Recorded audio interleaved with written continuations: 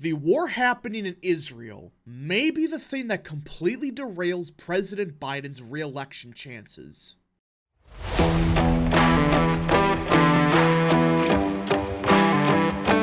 What is up, people of the internet? It is me, Real American, back again with a new video. And today, it is time that we talk about the 2024 presidential election. Because everyone, we need to discuss how the war in Israel may impact next year's election. And I know, that sounds kind of crazy to think, oh, we have to discuss how this will politically impact Biden, and instead of talking about the war itself. But, you know, it is a serious question because brand new polling, and even from several articles from the New York Times, ABC, etc., they're all saying the same thing. Democrats are completely split over the issue of the war in Israel. And we need to discuss what are the potential consequences of Biden's actions in Israel. Now, before we continue with today's video, I hope you enjoy these type of videos. If you do, smash the like button down below, subscribe, share with your friends, hit that little bell, follow the social media accounts in the description down below, and of course, join the channel today. Guys, just for $1 a month, you could join Real American. This is the best way to support the daily content that we all know and love. So I hope and recommend you join the channel today. Alright, everybody. So let me be clear about this. The war in Israel is absolutely horrific, and we're not trying to downplay what's happening.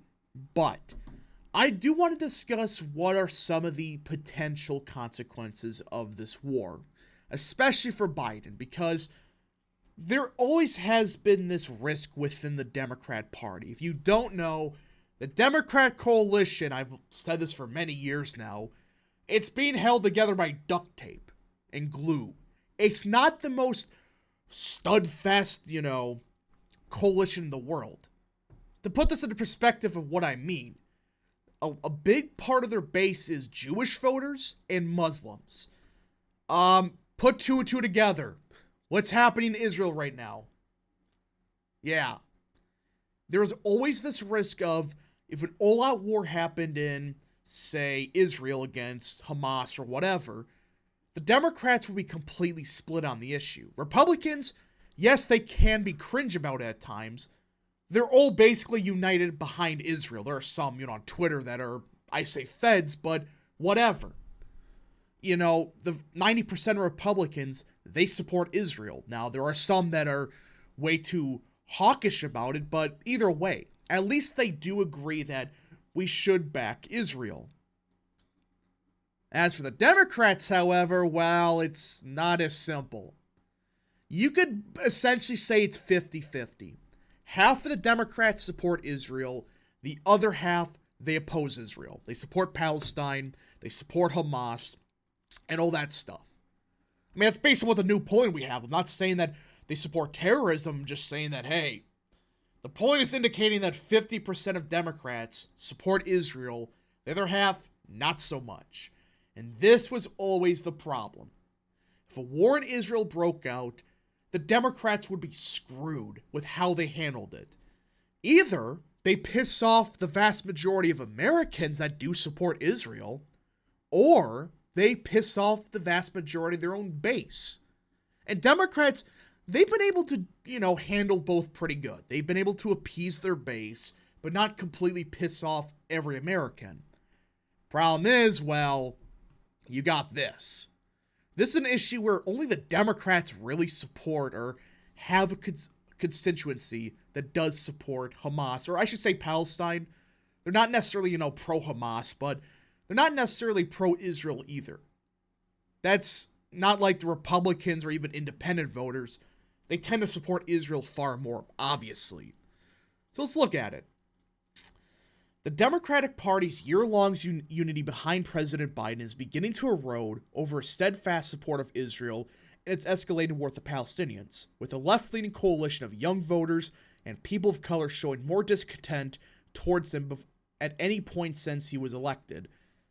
Now, again, his support, it's kind of always been there, but it's like, it's never been, we strongly love Biden. It's like, he's better than Orange Man, so I'll support him. There's always the risk of, if a war happened in Israel, Biden was screwed. No matter how he responded, he was going to piss off half of his base. And he's not necessarily been the most pro-Israel person. I mean, look what he's been saying about, we got to give aid to Hamas. We need to send humanitarian aid to Israel or Iran and stuff. It's like, he's trying to play both sides. That's what I would say he's doing. He's trying to appease the Israel people, but he's also trying to appease the anti-Israel people. Well, he's appeasing nobody. Everybody's really pissed off of how he's handled this, especially with the fact that he wants to give aid to Hamas. It's like, dude, I understand there's people getting killed and stuff, but electorally, that is just political suicide. From Capitol Hill to Hollywood, in labor unions and liberal activist groups, and on college campuses and in high school cafeterias, a raw emotional divide over the conflict is convulsing liberal America. That's a good way to put it. Democrats have always, well, especially the past 10 years, I would say, it's been more 50-50. You got your more moderate, I guess, quote-unquote, moderate Democrats. They do support Israel far more than they do Hamas or whatever. Then you got the more progressive-leaning part of the Democrats. Some do support Hamas. They flat out think Hamas didn't do anything wrong. But a lot of them, they just are anti-Israel. And they're not too happy with Biden, saying, we need to send weapons over to the country. While moderate Democrats and critics on the right have applauded Biden's backing of Israel, though his backing of Israel has been weak at best. He just said, we need to send aid. We got to tie it to Ukraine. That's why? He faces new resistance from an energized faction of his party that views the Palestinian cause as an extension of the racial and social justice movements that have dominated American politics since the summer of 2020. I mean, the fact that this is not far from the truth, it's like, do you morons understand that you do understand that they would murder you if you're gay? If you're a different religion, they would probably kill you. What do you mean this is racial and social justice? Again, you don't have to say Israel's perfect, but it's like, if you lived over there, you would be dead. Like Queers for Palestine, that's the funniest one of them all. It's like, yeah, I guarantee you if you were gay and you lived over there, you wouldn't live that long. It's true. I mean, I don't understand where these people are coming from thinking this is a racial and social justice movement. Palestine would kill you if you're gay. I mean, what? Why would you support that if you're, saying Queers for Palestine? It's like, whatever. These people are out of touch, and that explains they're from Hollywood, Capitol Hill, all that crap. In protests, open letters, staff revolts, and walkouts, liberal Democrats are demanding that Mr. Biden break with decades-long American policy and call for a ceasefire, even as Israel steps up its military operations in Gaza. And apparently Biden is starting to say, we need some kind of ceasefire. What about a ceasefire in Ukraine? Where are these same morons for that? Again, I'm against all the civilians getting killed. It's horrible what's happening. But it's like, if you want a ceasefire in Israel, why don't you support that in Ukraine? Why? The political power of the Israel skeptics within the party is untested, with more than a year remaining until the 2024 election. Their efforts have been fractious and disorganized, and they have little agreement on how much blame they lay at Biden's feet, or whether to punish him next November if he ignores their pleas. Well, even before the Israel stuff, there was some indication that Biden was struggling with his voter base. But a brand new Gallup poll should tell you everything. All right, again, this is just one poll, but Gallup tends to be a bit more on the nose when it comes to things. Look at this. In September of 2023, Joe Biden's approval rating was 86% among Democrat voters. In October of 2023, right after the attacks in Israel and after Biden supports aid to Israel and aid to Hamas, or I should say Gaza, it's went down to 75%. An 11-point decrease in 1 month. That means 25% of his own voters hate him. And the vast majority of the 75% that approve of him, it's not like Trump where they vehemently support him. They're like, better than Orange Man. It's, he's okay. This has always been the problem with the Biden coalition, especially from 2020. It was impossible to sustain, especially if something like this happened. Now, I'm not saying that Biden will automatically lose next year because of this, but it does really raise a question about what's going to happen with turnout in places like Dearborn, Michigan. What's going to happen with Jewish support in New York City?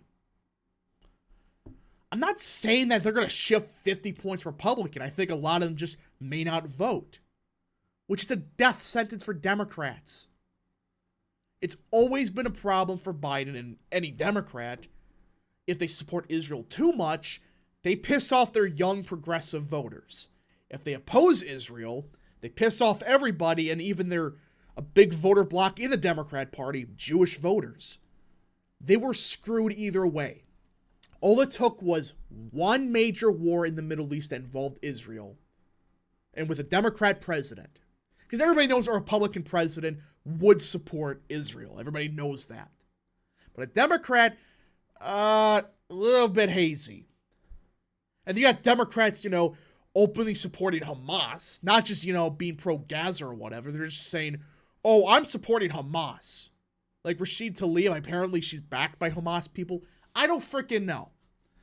But this graph should tell you everything. Biden's support with Democrats have decreased by 11 percentage points. I'm not saying they're going to flip Republican, obviously, but they may vote for, say, Cornel West. May not vote at all. Which, essentially, is a benefit to Trump. Anyways, folks, thank you so much for watching. If you did enjoy this video, smash the like button down below, subscribe, share with your friends, hit that little bell, follow the social media accounts in the description down below, and of course, join the channel today. Thank you so much. Godspeed to all of you.